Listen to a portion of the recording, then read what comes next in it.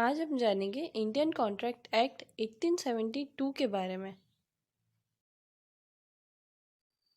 Indian contract act 1 सितंबर 1872 को force में आया था, मतलब आज़ादी से काफ़ी पहले। ये ब्रिटिशर्स द्वारा बनाया गया था। इस लेजिस्लेशन के लॉ इंडिया के सारे स्टेट्स में एप्लीकेबल है, सिर्फ जम्मू और कश्मीर को छोड़ के। चलिए हम समझते हैं नॉर्मल कॉन्ट्रैक्ट्स कैसे फॉर्म होते हैं। अब मैं आपके सामने दो स्टेटमेंट बोलूंगी। फर्स्ट, आज मैंने हर्ष के साथ एक अग्रीमेंट किया। दूसरा, आज मैंने हर्ष के साथ एक कॉन्ट्रैक्ट किया। नॉर्मल लोगों को, कॉमन लोगों को सेम लगेगा, बट दोनों में काफ़ी डिफरेंस है। अब यही डिफरेंस समझने के लिए मैं एक एग्जांपल लेती हूँ। मैंने आपसे कहा, क्या आप मेरा लैपटॉप 30,000 में लेंगे? और आपने कहा हाँ, मैं लूँगा। अब ये एग्जाम्पल को समझने के लिए हमको चेन ऑफ कॉन्ट्रैक्ट समझना पड़ेगा। आइए देखते हैं। चलिए अब हम चेन ऑफ कॉन्ट्रैक्ट को समझते हैं। ऑफर, एक्सेप्टेंस, प्रॉमिस, अग्रीमेंट और कॉन्ट्रैक्ट। ये कड़ी को समझने के लिए हम पिछले एग्जाम्पल को ही कंटिन्यू करते हैं। जब मैंने आपसे कहा, क्या आप मेरा लैपटॉप 30,000 में लेंगे? और आपने कहा हाँ, आप लेंगे। तो मैं क्या हुआ, आपने ऑफर एक्सेप्ट की। मैंने आपको ऑफर दिया और आपने ऑफर एक्सेप्ट की। जब ऑफर एक्सेप्ट होता है तो वो प्रॉमिस बनता है, और प्रॉमिस में जब कंसिडरेशन होता है तो वो अग्रीमेंट बनता है। और अब हमारे ऑफर में देखते हैं, कंसिडरेशन था? हाँ था। कैसे? आपको लैपटॉप मिल रहा है और मुझे 30,000 रुपीज मिल रहा है। जब दोनों पार्टीज की नीड फुलफिल होती है तो उसको बोलते हैं कंसिडरेशन। और यही कंसिडरेशन जब प्रॉमिस में आता है तो वो अग्रीमेंट फॉर्म करता है। अब देखते हैं कॉन्ट्रैक्ट कैसे फॉर्म होता है। जब अग्रीमेंट एनफोर्सेबल बाय लॉ होता है तो वो कॉन्ट्रैक्ट बनता है।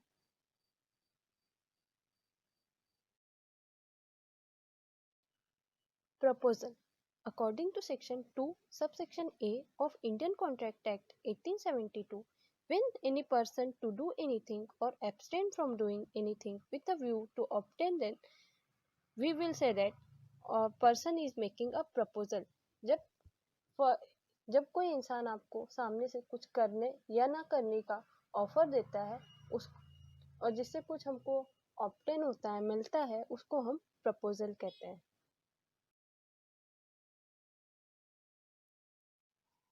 चलिए अब हम देखेंगे प्रॉमिस। इंडियन कॉन्ट्रैक्ट एक्ट के हिसाब से सेक्शन 2 और सब सेक्शन बी में आता है। इसकी डेफिनेशन देखेंगे। A promise has when the person to whom the proposal is made signifies his assent thereto. A proposal when accepted becomes a promise. जब कोई प्रपोजल एक्सेप्ट होता है किसी काम को करने के लिए तो वो क्या बनता है? प्रॉमिस बनता है। अब देखेंगे अग्रीमेंट। अग्रीमेंट सेक्शन 2 सबसेक्शन ई में आता है। इसकी डेफिनेशन देखेंगे। Every promise and every set of promise forming the consideration for each other is an agreement. अब देखेंगे, जैसे कि मैंने आपको प्रपोजल दिया एक, चलो हम एक बिजनेस करते हैं, 60-40 लेंगे, जो भी प्रॉफिट मिला। आप उसमें अग्री किए, आपने प्रॉमिस दिया कि हाँ करेंगे, और हमने बिजनेस स्टार्ट कर दिया। तो वो प्रॉमिस जिसमें कंसिडरेशन हो दोनों के लिए, उस वो बनता है अग्रीमेंट। और इसमें कंसिडरेशन था, दोनों सेट ऑफ प्रॉमिस था।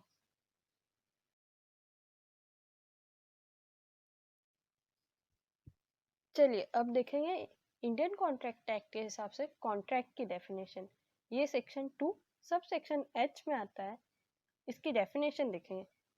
An agreement enforceable by law is contract. वो सारे एग्रीमेंट्स जो कोर्ट के थ्रू एक्शन में लाए जा सकते हैं वो कॉन्ट्रैक्ट बनते हैं। अब मैं किसी ने मुझसे रूम रेंट पे लिया और उसने मुझे पैसे ही नहीं भरे, 2 साल, 4 साल, 10 साल बीत गए, पैसे ही नहीं दिए। मैं कोर्ट में जाऊंगी, उसके अगेंस्ट केस करूंगी और कोर्ट उसमें हस्तक्षेप करेगा। या तो बोलेगा आप रेंट भरिए, या तो आप उनका रूम खाली कर दीजिए। तो वैसे ही सारे अग्रीमेंट्स जिसमें कोर्ट हस्तक्षेप कर सकता है उसको वो कॉन्ट्रैक्ट बनता है।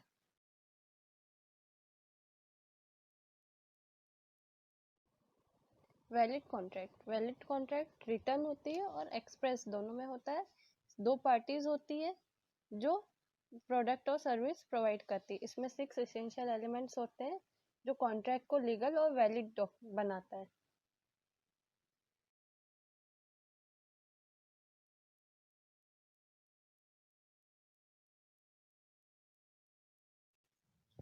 चलिए अब हम देखते हैं essentials of valid contract. First है offer and acceptance, second legal relationship, third lawful consideration, fourth free consent, fifth lawful objective, six certainty. इन सबको अब हम डिटेल में देखेंगे। ऑफर एंड एक्सेप्टेंस में देखेंगे there must be two parties, दो पार्टी होनी चाहिए कोई भी एग्रीमेंट बनाने के लिए। पहली जो ऑफर करे और दूसरी उसको एक्सेप्ट करे।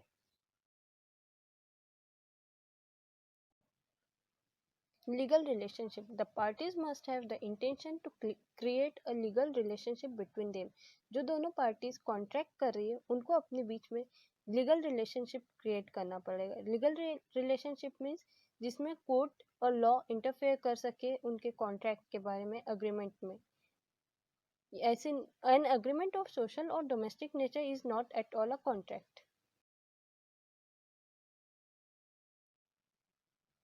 Lawful consideration. As per Contract Act under Section 2, subsection B, consideration means something in return. A contract without consideration becomes invalid.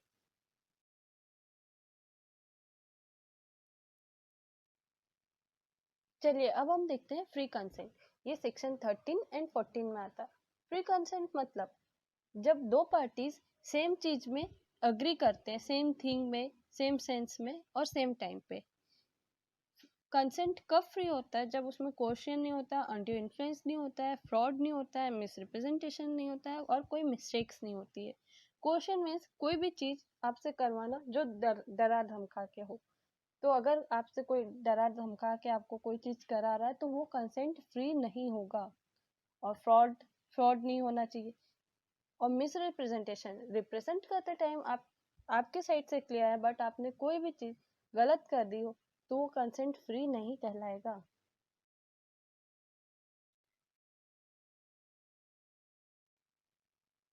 चलिए अब हम देखते हैं फ्री कंसेंट। ये सेक्शन 13 एंड 14 में आता है। फ्री कंसेंट मतलब जब दो पार्टीज सेम चीज में अग्री करते हैं, सेम थिंग में, सेम सेंस में और सेम टाइम पे। कंसेंट कब फ्री होता है? जब उसमें कोर्शन नहीं होता, अनड्यू इन्फ्लुएंस नहीं होता है, फ्रॉड नहीं होता है, मिसरिप्रेजेंटेशन नहीं होता है और कोई मिस्टेक्स नहीं होती है। कोर्शन मीन्स कोई भी चीज आपसे करवाना जो डरा धमका के हो। तो अगर आपसे कोई डरा धमका के आपको कोई चीज करा रहा है तो वो कंसेंट फ्री नहीं होगा। और फ्रॉड नहीं होना चाहिए। और मिसरिप्रेजेंटेशन, रिप्रेजेंट करते टाइम आपके साइड से क्लियर है बट आपने कोई भी चीज गलत कर दी हो तो वो कंसेंट फ्री नहीं कहलाएगा। Certainty, the agreement should be clear to the parties and the agreement must be precise.